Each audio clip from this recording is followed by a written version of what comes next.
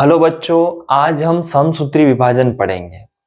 समसूत्री विभाजन की प्रक्रिया को जंतु कोशिका में सबसे पहले जर्मनी के जीव वैज्ञानिक वाल्थेर फ्लेमिंग ने सन 1879 में देखा। उन्होंने ही सन 1882 में इस प्रक्रिया को माइटोसिस नाम दिया। यह विभाजन कायिक कोशिकाओं में होता है।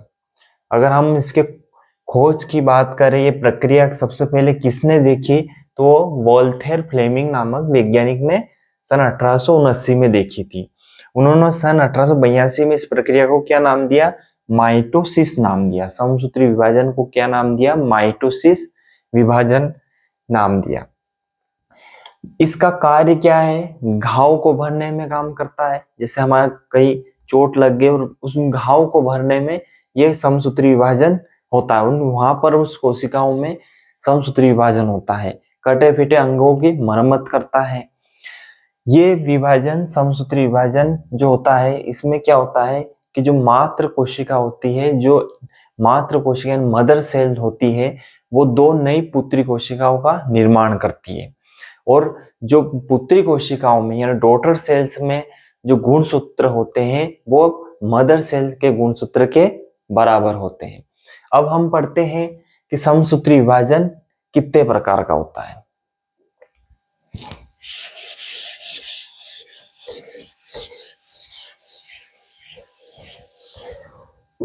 समसूत्री विभाजन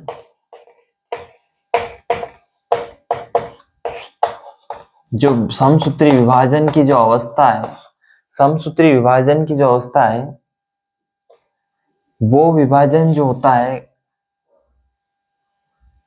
दो प्रकार से होता है। इसमें क्या होता है कि समसूत्री विभाजन में कि सबसे पहले देखते हैं हम, तो इनमें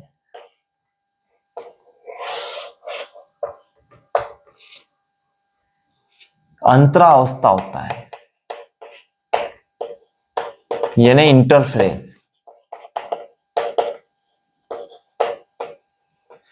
अंतरावस्था ये होती है कि ये जो कोशिका विभाजन की इसमें तैयारी चलती है, ये सबसे बड़ी अवस्था होती है। 95% इसमें समय लगता है।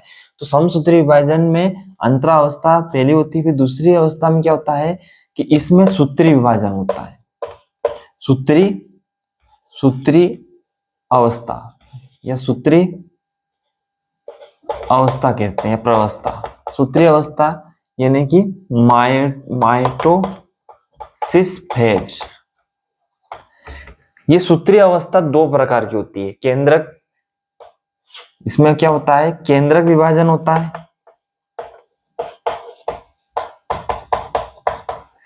और एक होता है कोशिका विभाजन।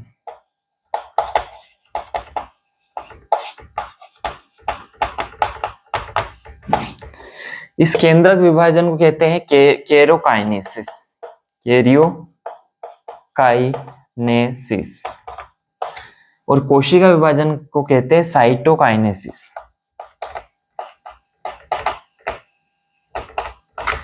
तो इस प्रकार समसूत्री विभाजन दो प्रकार का होता है। एक अंतरावस्था इंटरफेरेंस, फिर सूत्री अवस्था माइटोसिस फेज, जिसमें माइटोसिस फेज में सूत्री अवस्था में केंद्रक विभाजन होता है, कोशिका विभाजन होता है। तो हम पढ़ते हैं केंद्रक विभाजन पहले। केंद्रक विभाजन के बारे में पढ़ते हैं। तो केंद्रक विभाजन भी चार प्रकार का होता है। अब इसमें आगे देखते हैं हम केंद्रक विभाजन। इसको आप चाहो तो नोट कर सकते हो। आगे हम देखते हैं केंद्रक विभाजन यानी केरियोकाइनेसिस।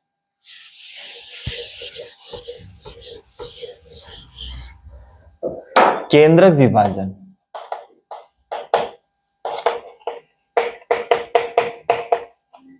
केंद्रक विभाजन मतलब इसमें केंद्रक का विभाजन होता है। इसको बोलते हैं केरियोकाइनेसिस। काइनेसिस डिवीजन या केरियोकाइनेसिस। इसमें जो चरण होते हैं, पहला होता है प्रोफेज, जिसे बोलते हैं प्रोफेज या प्रोफेज। दूसरा मेटाफेज,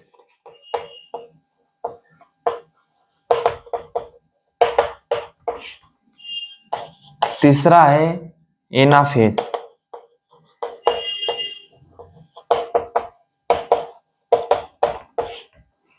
चौथा है टीलोफेज,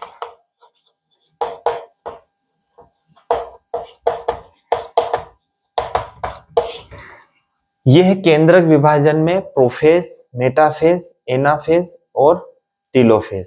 तो हम प्रोफेज की बात करते हैं समसूत्री विभाजन में। प्रोफेज में क्या होता है, तो हम पढ़ेंगे प्रोफेज को। प्रोफेज अवस्था जो होती है उसको पढ़ेंगे। प्रोफेज अवस्था में क्या होता है, जिसे हम पूर्वावस्था भी कहते हैं, इसको हम बोलते हैं पूर्वावस्था, हिंदी में बोलते हैं। ये होती है मध्यावस्था। तो इस प्रकार हम प्रोफेज पूर्वावस्था को पढ़ते हैं। इसको हम नोट कर सकते हैं कि केंद्रक विभाजन 4 प्रकार का होता है, प्रोफेज, मेटाफेज, एनाफेज, टीलोफेज। अब हम प्रोफेज के बारे में पढ़ते हैं।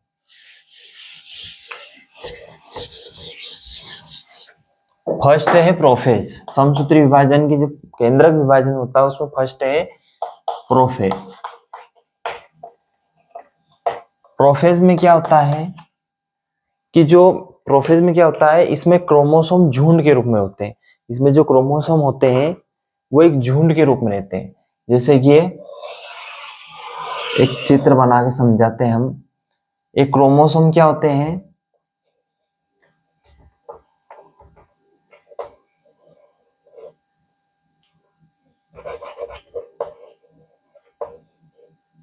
झुंड के तरह रहते हैं,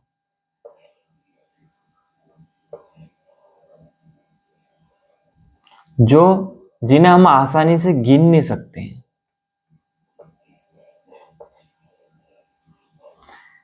तो इसमें क्या होता है, एक झुंड की तरह रहते हैं।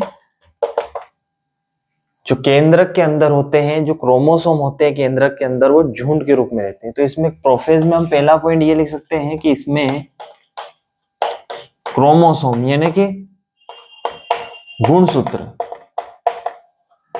गुणसूत्र को इंग्लिश में बोलते हैं क्रोमोसोम। ये इसमें क्रोमोसोम या गुणसूत्र झुंड के रूप में रहते हैं।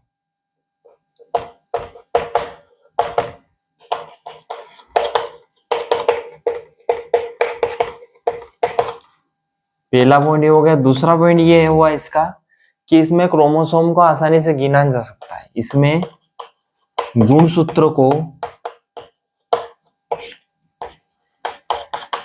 आसानी से गिना नहीं जा सकता है।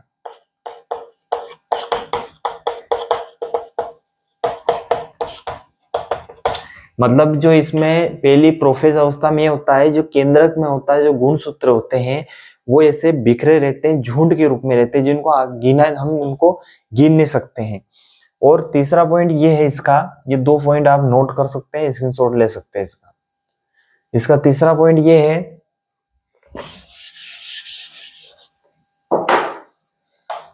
इसमें तारक काय यानी सेंट्रोसोम,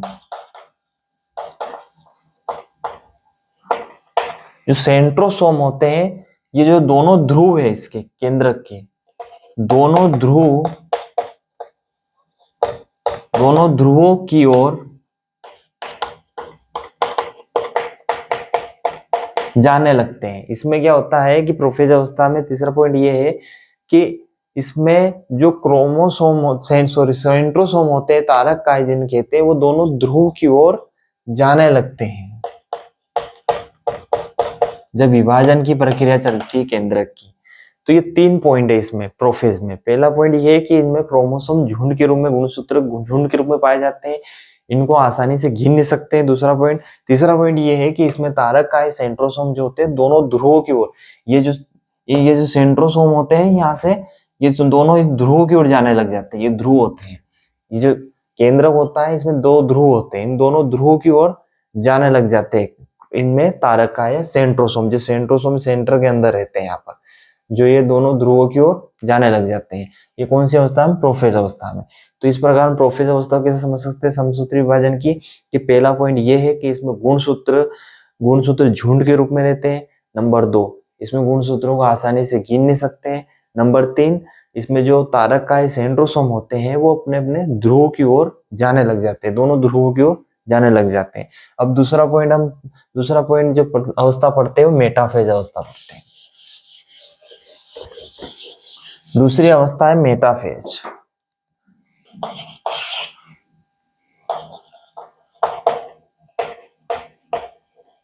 मेटाफेज या इन ऐसे लिख, मेटाफेज अवस्था में क्या होता है कि जैसे कि ये केंद्रक है, मेटाफेज अवस्था में क्या होता है, जो क्रोमोसोम है वो एक लाइन में बन जाते हैं। जो क्रोमोसोम हम देखते हैं वो एक मध्य की लाइन में व्यवस्थित हो जाते हैं।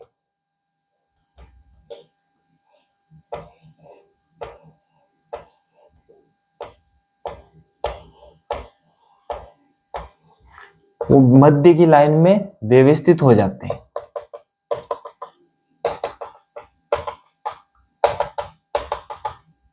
ये जो क्रोमोसोम है एक मध्य की लाइन में व्यवस्थित हो जाती है। तो पहले क्या लिखते हैं कि इस अवस्था में गुणसूत्र मध्य में एक लाइन में व्यवस्थित हो जाते हैं। मतलब इसमें जो गुणसूत्र है मेटाफेज अवस्था में एक व्यवस्थित लाइन में हो जाते हैं।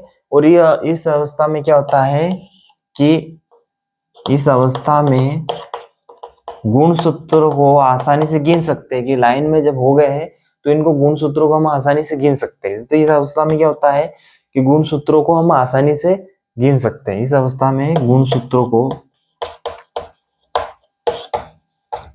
आसानी से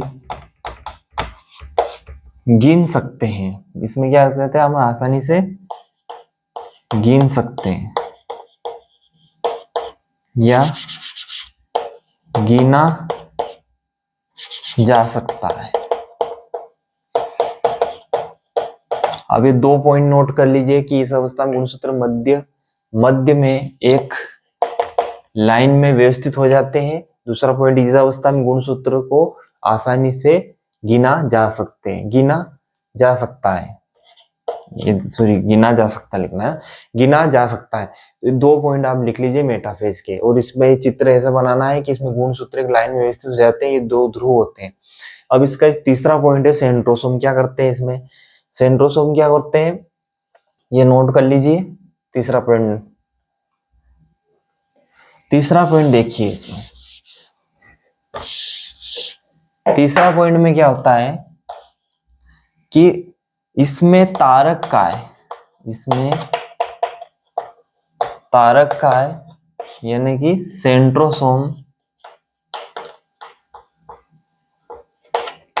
सेंट्रोसोम जो होते हैं वो दोनों ध्रुव पर पहुंच जाते हैं। पहली अवस्था में क्या था प्रोफेज में कि वो सेंट्रोसोम तारक का दोनों ध्रुवों की ओर जाने लगते, जा रहे थे, मतलब बीच में जा रहे थे।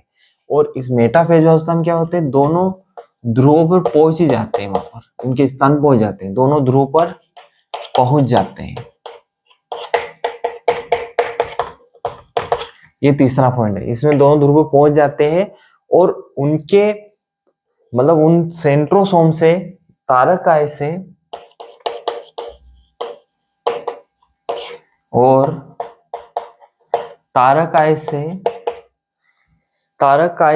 मतलब तर्कु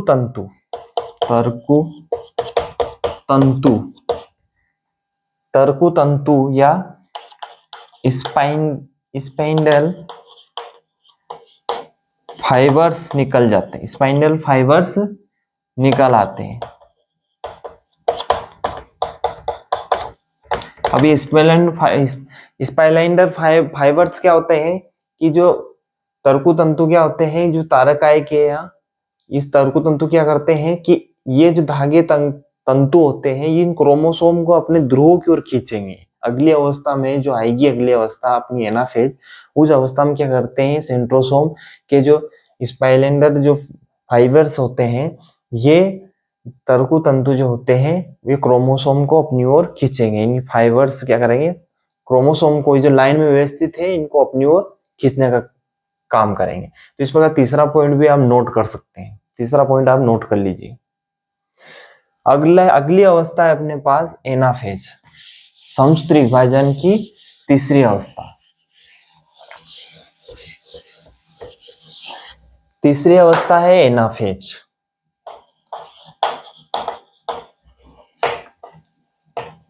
एनाफेज में क्या होता है, इसको ऐसा भी लिखता हूं, एग्जाम में आप ऐसा लिख सकते हैं, कोई दिक्कत।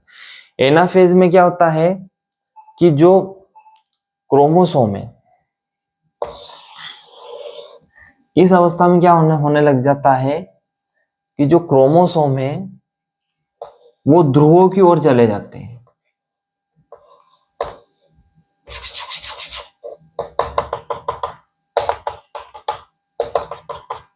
इस अवस्था में क्रोमोसोम ध्रुवों की ओर जाने लग जाते हैं।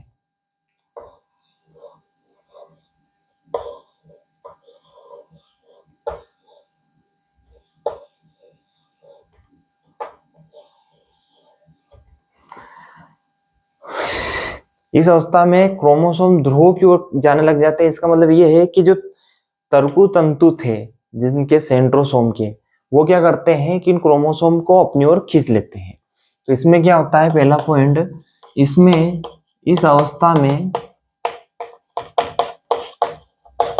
तारक काय या सेंट्रोसोम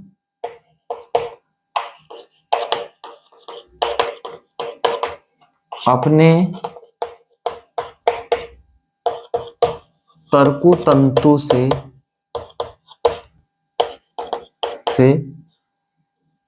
गुणसूत्रों को अपने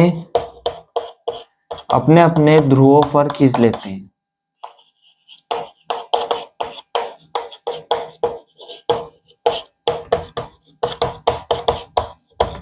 इसमें क्या हो रहा है कि जो तरकु तंतु होते हैं तारकाय सेंट्रोसोम के, वो क्या करते हैं कि अब गुणसूत्रों को अपने अपने ध्रुवों पर, ये अलग अलग जो ध्रुव है इनकी ओर खींचने लग जाते हैं। तो इस प्रकार अलग अलग गुणसूत्र अलग अलग में परिवर्तित हो जाती है, और ये कोशिका विभाजन की सबसे छोटी अवस्था है। इसका पहला ये हो गया। अब दूसरा पॉइंट इसका ये लिखना है, ये नोट कर लीजिए। इसका दूसरा पॉइंट ये है,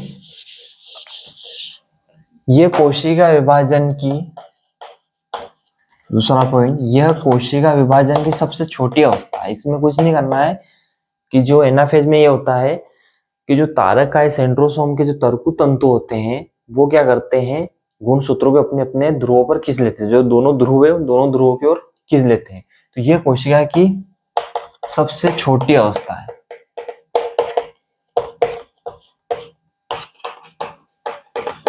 मतलब इसमें कुछ नहीं करना है, वो गुणसूत्र को अपनी ओर खींच लेगी और कुछ नहीं होगा, इसलिए इसको सबसे छोटी अवस्था कहा जाता है। अगली अवस्था अपनी ये नोट कर लीजिए। अगली अवस्था है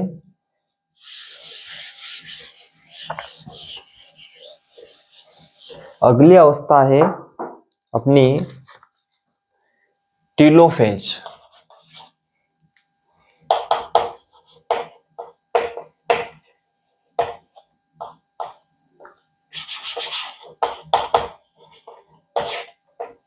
टीलोफेज अवस्था में क्या होता है,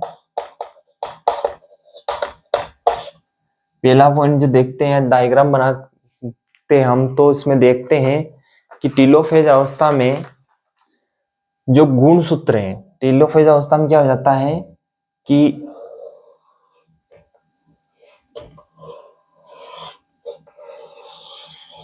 इस अवस्था में क्या होता है कि गुणसूत्र जो ध्रुव पे गए थे, जो हमने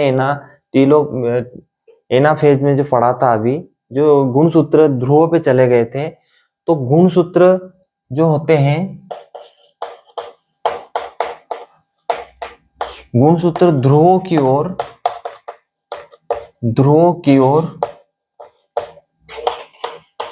पहुंच जाते हैं।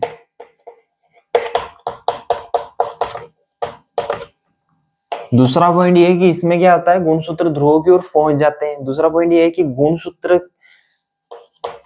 का जो समूह है, ये जो गुणसूत्र है अलग अलग ध्रुव है, ये ध्रुव बन गया, तो ये गुणसूत्र का जो समूह है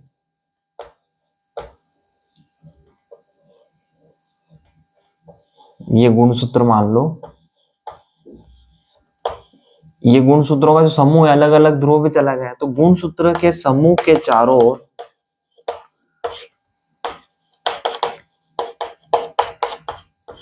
एक झिल्ली का निर्माण हो जाता है, एक झिल्ली का निर्माण हो जाता है।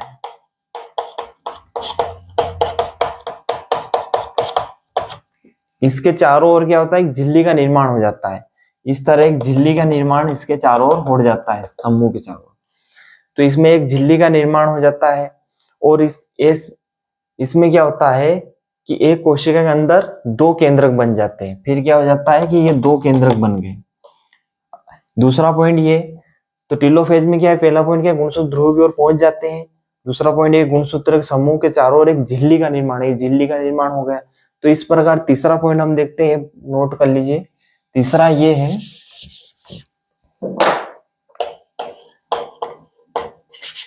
एक कोशिका में दो केंद्रक बन गए, ये दो केंद्रक बन गए, ये केंद्रक इधर हो गया, एक केंद्रक झिल्ली का निर्माण हो गया इसमें। तो दो केंद्रक, एक कोशिका में दो केंद्रक का निर्माण हो जाता है,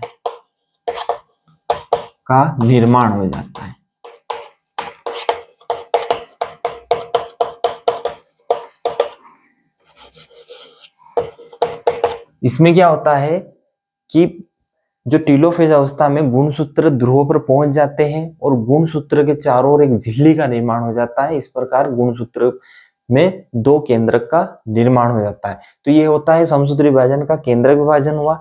अगला अंतिम अवस्था हम समझते हैं इसकी, कोशिका विभाजन होता है। फिर इसके बाद क्या समझेंगे, हमने केंद्रक विभाजन समझा, अब कोशिका विभाजन समझा। केंद्रक विभाजन में चार अवस्था पढ़ी, प्रोफेज, मेटाफेज, एनाफेज, टेलोफेज। अब कोशिका विभाजन पढ़ते हैं, इसको नोट करके कर लीजिए।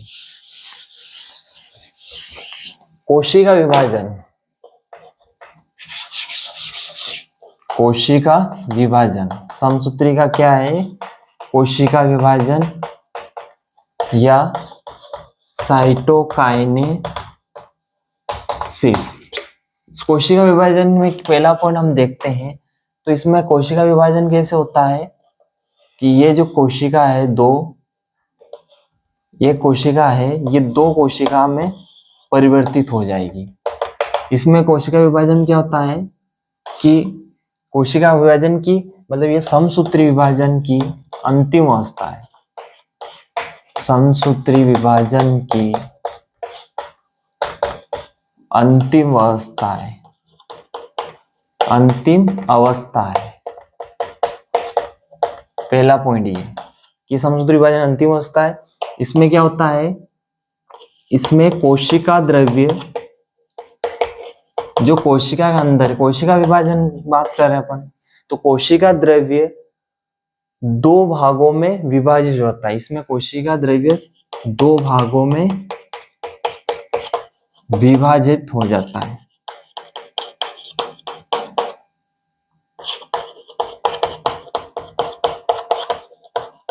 इसमें कोशिका द्रव्य दो भागों में विभाजित होता है, यानी कि अर्थात क्या होता है, ये नोट कर लीजिए, इसके बाद आगे लिखवाते हैं। आगे ये है, इसमें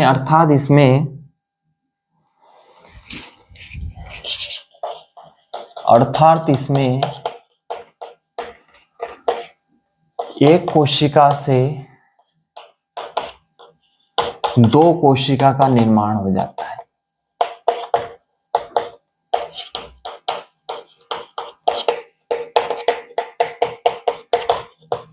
ये जो एक कोशिका है, इससे क्या हो गया, दो कोशिका का निर्माण हो जाता है, इसका विभाजन हो रहा है और दो कोशिकाएं बन गई है। अब इसको हम मदर सेल्स भी कह सकते हैं और इनको हम संतति कोशिका डॉटर सेल या मदर सेल इसको बोलते हैं, इसको डॉटर सेल बोलते हैं। अब इसमें क्या होता है कि जो समसूत्री विभाजन में क्या होता है कि इसमें जो 46 गुणसूत्र है, अगर मदर सेल में 46 गुणसूत्र है तो इन दोनों में भी 46 गुणसूत्र होंगे। तो ये होता है हमारा कोशिका विभाजन, अंतिम अवस्था होती है। कोशिका विभाजन क्या होता है, कोशिका द्रव्य दो भागों में विभाजित हो जाता है जिससे दो कोशिकाएं बन जाती है। आशा करता हूं कि आपको ये समसूत्री विभाजन अच्छे से समझ में आया होगा और इसको आप स्क्रीनशॉट लेकर इसको अपनी कॉपी में नोट कर सकते हैं। Thank you.